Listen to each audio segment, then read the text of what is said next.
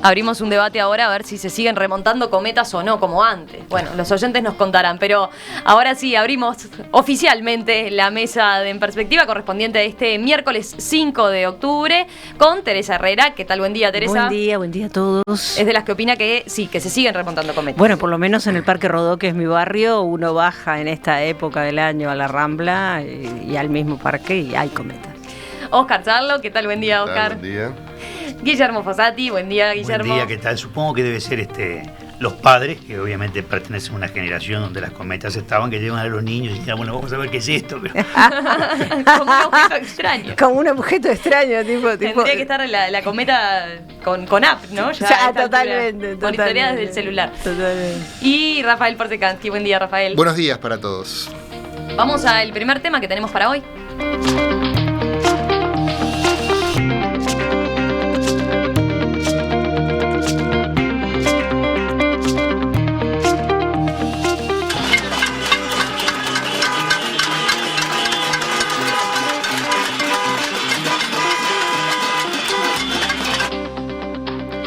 Lo que escuchamos son los cacerolazos que hubo el lunes a la noche en Pocitos y Carrasco en protesta por más seguridad, luego de que un delincuente asesinara de un disparo en la cabeza a Heriberto Prati el sábado, cuando intentaban defender a una amiga que estaba siendo rapiñada.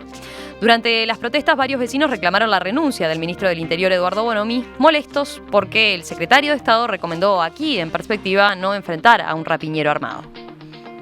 Yo muchas veces dije, aquel que lo están rapiñando de forma armada, con un arma ostensible a la vista, bueno, me parece que no es conveniente resistirse.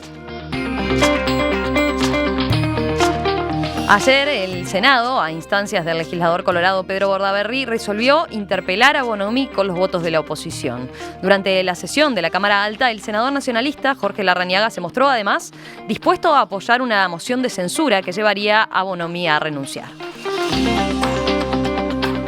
Bueno, ¿por quién empezamos? Teresa, ¿querías comenzar tú?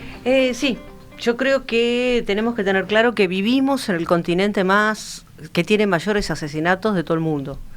No estamos en guerra, pero en términos de asesinatos en situación de no guerra, América Latina lamentablemente es el país que está a la cabeza del mundo. Según los datos del BID, no lo estoy diciendo yo, 135.000 personas fueron asesinadas en América Latina y el Caribe en el año 2013, que es el año que está consolidado a nivel de países. Por lo tanto, fíjense que América Latina podría tener un PBI per cápita un 25% superior si lograra superar las cifras que tiene de inseguridad. Fíjense los costos más allá de todo lo otro que supongo que vamos a hablar, pero yo quería como contextualizar, ¿no? ¿Por qué? Porque América Latina es el país donde hay más inseguridad ciudadana y más desigualdad. Es el continente más desigual, Y a pesar de que con los últimos gobiernos se amplió la cobertura educativa, sanitaria, ninguna de las naciones ha logrado mejorar los índices de seguridad. Al contrario, empeoran. Por lo tanto, tenemos que preguntarnos qué es lo que se está haciendo mal.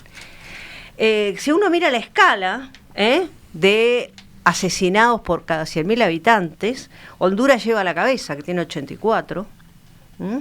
Y en lo que tiene que ver con el cono sur, Uruguay tiene 7 cada 100.000 habitantes, Argentina tiene 6 y Chile tiene 3. Es decir que Uruguay en este momento está peor que Argentina y que Chile, lo cual es realmente preocupante. Y ya termino con esto. Y me parece además que hay una cosa que tenemos que tener clara, que es que hay países que han logrado, sin embargo, avanzar en esto. Honduras está, a pesar de estos 84, está mejor. Ecuador ha mejorado mucho su seguridad. Bolivia también. No el conjunto del continente, como decía recién. Pero también tenemos que tener claro, y yo tengo todo el respeto del mundo no hace falta que lo diga. Mi militancia personal lo demuestra. A mí me preocupa mucho el tema de la violencia y todas las vidas valen, todas. Hombres, mujeres, pobres, ricos, etcétera. Pero también tenemos que tener claro a pesar de este contexto en el cual estamos ahora, que la violencia en Latinoamérica en el siglo XXI afecta sobre todo a los más pobres, porque son los que no pueden pagar ningún tipo de seguridad privada.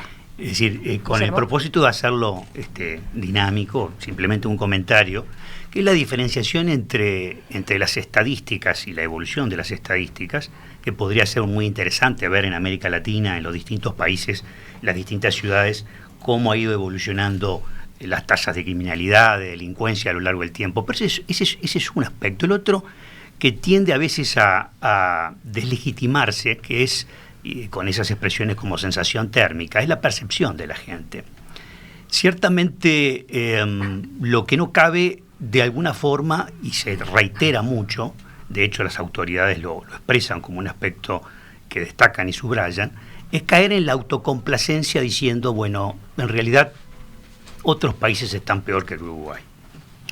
Mira el mundo y entonces contentate de alguna forma con entender que seguimos siendo... Perdón, yo acabo de decir que Uruguay está peor que Chile y que Argentina. Tengo claro, pero me parece que es bueno subrayar y enfatizar esto porque es un aspecto que por otra parte provoca la reacción de la gente a título de indignación cuando se transmite concretamente esta sensación, esta situación de decir, bueno, es un problema colectivo de amplio alcance que está extendido a toda la región, como decir concretamente, bueno, las realidades del antes no son comparables a las de hoy, cambiaron una serie de parámetros y hoy tenés este fenómeno de la delincuencia expresado de una manera distinta que décadas para atrás.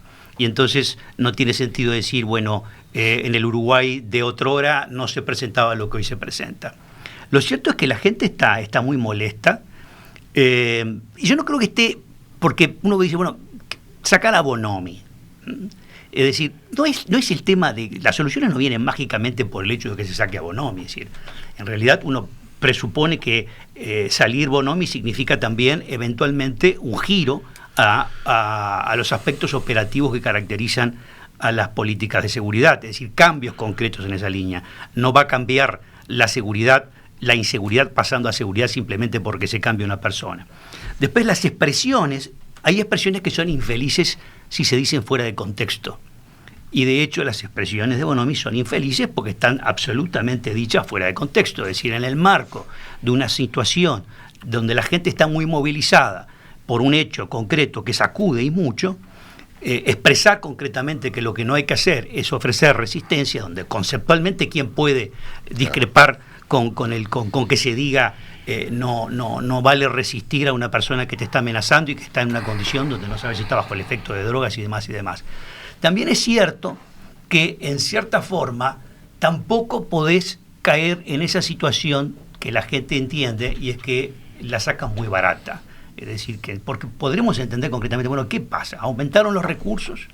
El Ministerio del Interior tiene muchos más recursos, no obstante, a lo largo de este tiempo lo que estamos viendo es que este fenómeno no tiene, es como que no le pueden ingresar. Cuando sabemos concretamente que en el mundo ciudades que eran inseguras pasaron a ser seguras. Entonces la pregunta es, ¿qué han hecho? Porque el caso contrario es algo así como una invitación a la resignación. Perdón, hoy acá temprano, Rafael Mandresi dijo, no piden asesores extranjeros. Mauricio Raufetti. Mauricio Raufetti. Sin embargo, yo sé perfectamente que en el Ministerio del Interior se está trabajando con asesores chilenos, con asesores colombianos, es decir, con todos aquellos que lograron hacer ciudades más seguras. Perdón, Sherman es permanentemente citado por el ministro Bonomi por el tema. A mí me gustaría... ¿Oscar? Aprovechar además que viene con reflexiones muy atinadas todas, me parece que son realmente pueden ayudar a reflexionar esto. Quiero aportar desde mi lugar algo de lo que decía recién Posekanski. Yo también tuve la experiencia de dialogar con el equipo que trabaja con Sherman, ha pedido en la colaboración de la universidad con el Ministerio del Interior, que estoy convencido que ha tomado conciencia y ha trabajado muy seriamente. Y yo les decía una cosa, las recomendaciones de Sherman, por ejemplo, descansan sobre una sociedad muy distinta que las nuestras. Parten de una concepción de sociedades que el Estado está construido sobre una ética pública muy diferente a la latinoamericana y son de muy difícil implementación en última instancia, son todas muy sensatas. Recordemos un paréntesis, Oscar, que Lawrence Sherman es director del Instituto de Criminología de la Universidad de Cambridge. Claro, inglés, ha estado y con experiencia en Nueva York, en Nueva York, claro, por ejemplo. Trabajó en todo el área más civilizada, digamos, en términos, entre comillas, digamos. Es otra cosa. Ahora, el problema, yendo un poco a la reflexión, Latinoamérica, que decía Teresa. A mí me parece que acá estamos viviendo le voy a plantear en un nivel muy abstracto, pero no tenemos otra posibilidad para que después se pueda seguir discutiendo. América Latina vive una esquizofrenia en un plano importante para la seguridad, que es la institucionalidad. Nuestras élites académicas viven importando ideales institucionales de los países del primer mundo que tienen, como repito, otra moral, está basado sobre otra moral, sobre otras convicciones, y trata de imponerlo en sociedades que no han dominado todavía la violencia, no hemos aprendido a convivir, no hemos aprendido a decir la violencia no es el camino. Entonces los que hoy dicen la violencia, pues si la violencia se está recomendando en todos lados. Y habrá que un día ver quién fue el que lucró, los sectores políticos que lucraron con el ingreso de la droga, y han hecho América Latina un campo de batalla. Y la desigualdad no termina de subsanarse, de corregirse, e importamos modelos garantistas de un ideal, y no estamos mirando la realidad de aquí. Los países que tú mencionas como que han dado grandes saltos, son los que ha tenido, no son mi ideal, pero por lo menos han puesto cabeza, Bolivia, Ecuador, en pensar la institucionalidad desde la experiencia latinoamericana. Yo quería volver un poquito, hay que ver las cosas en perspectiva, justamente haciendo honor al nombre del programa, y está buenísimo que Teresa nos haya dado un poco del lugar en donde está Uruguay. Algo también de eso mencionó el subsecretario Jorge Vázquez. Pero justamente, y está bueno también la referencia al Cono Sur específicamente. A ver, vamos para atrás de nuevo, vamos al asesinato, vamos al uso y vamos a la interpretación. Sobre el uso del asesinato, ha habido una politización de esto muy clara. Ya se habla, ha llegado un mensaje por WhatsApp de un paro nacional civil hasta que se vaya Bonomi, sí, por ejemplo. Ya saltó Bordaberry, que es uno de sus temas preferidos, agitar a las masas, digamos.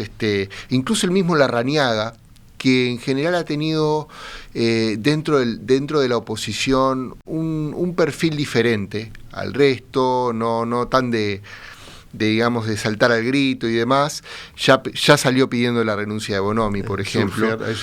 Y bueno, a ver, se ha visto. Y por otro lado, desde el oficialismo, una declaración muy inoportuna a mi gusto de Bonomi, que no era el momento de decir que no hay que resistirse a las rapiñas. Me parece que hay un problema de timing, de tiempos.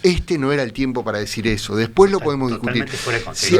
Fuera de contexto. Si a mí me preguntan, a ver, hace muchos años, un familiar mío pasó junto a mí en el auto, frente a la casa de Héctor Paladino, el recordado asesino nazi. Pasó frente a la casa de él, y justo ese día Paladino estaba vestido con un uniforme nazi y con la bandera, una bandera enorme, con la esvástica en su casa. Y voy a decir una mala palabra, ese familiar mío le preguntó, paró el auto, bajó la ventana y le preguntó: ¿vos sos el hijo de puta? Y se quedó un rato esperando. Y después arrancó el auto. Paladino simplemente lo miró, digamos, atónito, y siguió. Y cuando llegó, yo era un niño aún, y le dije a mi familiar, cometiste una locura. Y si el tipo sacaba una pistola, y bueno, obviamente que la reflexión no es que Bonomi no tenga razón en lo que dice, que la resistencia es un problema y que acrecienta mucho las chances de ser asesinado. Pero no es el momento de decirlo. Hay un problema, hay un problema de tiempos. Hay un problema de tiempos. Al velorio de alguien que falleció de un cáncer de pulmón y decirle: yo le dije que no fumara, ¿viste? Exacto. Y lo otro, perdón, Guillermo, déjame terminar con esto. Con respecto a ese puntito, un comentario. La otra cara de la moneda es que en su investidura de ministro del Interior no puede decir ese tipo de frase, no solamente por lo infeliz del momento, Por más que, porque como el consejo de un padre a un hijo está muy apropiado que le diga eso. Si te llega a tocar esto, no hagas nada. Pero desde su investidura como ministro del Interior, porque también el mensaje es, dale tranquilo, robá, no te van a ofrecer resistencia ninguna. Y existe una sensación muy extendida en la gente de que hay un clima de impunidad que está retroalimentando la conducta delictiva. Por eso te digo, Guillermo. Ahora, el otro tema también, que a mí que no me parece oportuno, comparar este momento de Uruguay, sí me parece oportuno de parte de Teresa, que viene a analizar el tema, que está en otro lugar, en un lugar no ejerciendo la función pública de control de la inseguridad. Pero salir como salió Jorge Vázquez a decir que comparativamente en Latinoamérica estamos mejor, a mí no me sirve en este momento. Y no me sirve por dos razones. Primero, porque es el continente más, como dijo Teresa, el más inseguro por asalto, valga la redundancia, del mundo. Y segundo, porque la otra es el mismo problema que al analizar el tema de la desigualdad. Latinoamérica es el continente más desigual del mundo. Sí, claro, Uruguay frente a Latinoamérica es un país igualitario, pero frente al resto del mundo ya no es tan igualitario. El tema es que hay que compararse 20, 30, 40, 50 años atrás. Y Uruguay, en materia de seguridad pública, 20, 30, 40, 50 años atrás, está peor. Y no caben dos opiniones. Sí. Otras dos declaraciones de Vázquez que son infelices, de Jorge Vázquez, es decir concretamente el que mata tiene una especie de cocarda, un mérito en las pandillas o en las bandas y cosas por el estilo. Porque tú no podés decir eso en televisión desde la función que cumple. Y la otra que dijo concretamente el valor de la vida para uno y para otro son distintos. El otro no tiene ese valor, para él, el delincuente, la vida no tiene valor. Claro, también dijo, los delincuentes no le tienen miedo a la policía. Es otra frase que dijo. Y dijo esto concretamente de que es visto como un mérito, es decir, como que compiten. Sí, con que iba a ir a la cárcel, por ejemplo, en este caso, y vos cuántos muertos tenés. Iba a preguntarle. Ahora, compañeros, una cosa más. Yo lo hablaba con Teresa previo a empezar la mesa. Ayer, por ejemplo, el informativo Telemundo 12 publicó las imágenes del asentamiento de la calle Acosta y Lara. Es la más pura miseria. De ahí viene el victimario. O sea, no es que haya una relación automática entre marginalidad o indigencia y delincuencia. No la hay. De hecho, la mayoría de los indigentes no son delincuentes. Pero sí hay una correlación muy fuerte, ¿eh? Y hasta que uno no termine con Cerro Norte, con Marconi, con el Tobogán, con el asentamiento de Acosta y Lara, con los asentamientos de Malvin Norte, etcétera, etcétera, no va a terminar con este tipo de delincuencia. A eso quiero ir. Va a terminar. Claro, a eso quiero ir, porque todos le echamos la culpa al Ministerio del Interior. Exacto. El Ministerio del Interior tiene el récord de presos histórico, es decir, tenemos más presos que cualquier otro país latinoamericano en relación a nuestra población. 11.000. Tenemos. Pero digo, en relación a nuestra población tenemos más. Es un disparate. Acá hay un actor que todavía no se nombró, que es el Poder Judicial. Y que realmente su ineficacia y su ineficiencia, lo siento mucho, digo, a mí me tocó trabajar dentro de ellos, dentro del Poder Judicial hace muchos años, cuando hice la División de Comunicación Institucional, pero realmente yo creo, y no creo que la falta de presupuesto sea excusa suficiente. También hay otro actor que no estamos nombrando, y que son los señores parlamentarios, que hoy se horrorizan. ¿Y qué hacen con las leyes los parlamentarios? ¿Qué hacen con un código penal vetusto? ¿Qué hacen con un código del proceso que recién ahora lo terminaron de aprobar? ¿Qué hacen con la ley integral de violencia de género y generaciones? ¿Qué hacen con las leyes alternativas? ¿Qué hacen con las cárceles que están llenas, que están horribles y que ellos no mueven un dedo para que esas cárceles sean realmente lugares de rehabilitación? Las medidas preventivas. Para evitar niños que crecen en familias críticas y en barrios críticos. Y el otro gran actor es el Mides. Claro. Realmente. Ahora, entonces, son como dos cosas que no se excluyen. Es decir, la mano dura y el perseguir el delito es una cosa. Yo no estoy diciendo que se excluyan. Lo que yo estoy diciendo es que esto es un sistema que tiene que funcionar. Es decir, el sistema de justicia no es solamente el Ministerio del Interior.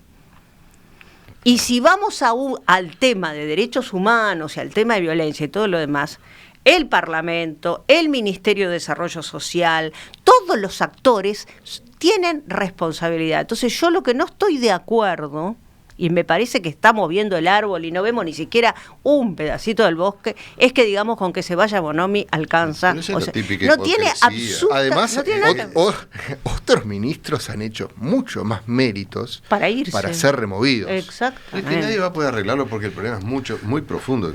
Y vos lo situás bien, Teresa, pero discrepo con digo, no es que discrepo, estoy seguro que estás de acuerdo, pero la gente puede entender que dictando nuevas leyes, las leyes no corrigen estos problemas. no estoy diciendo El Poder eso. Judicial solo no corrige estos problemas. por eso hablé de El problema sistema. es que tenemos que dejar de mirar, tirarnos la culpa entre otros y ver que hay un sistema.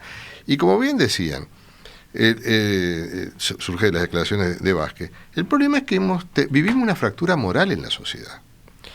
Y es lo mismo, el mismo desconcierto que generan los terroristas del islámico. ¿Cómo pueden despreciar la vida? Porque tienen otra cultura, viven otra cosa y no podemos entenderlo. Bueno, tenemos que admitir Pero que un ¿de dónde sector sale de esa cultura? Bueno, pero esa cultura surge de la exclusión de los valores que teníamos, y la tarea importante es que la escuela vuelva a cumplir la tarea de incluir a todos, sembrar unos valores de convivencia que se perdieron. Y trabajar a La nivel de los gente, barrios. hay sectores muy Claro, importantes de el todas factor- las el clases factor espacial. creen en la violencia. Sectores sindicales, sectores patronales, todos tienen su recóndita confianza en la violencia como modo de solucionar los problemas.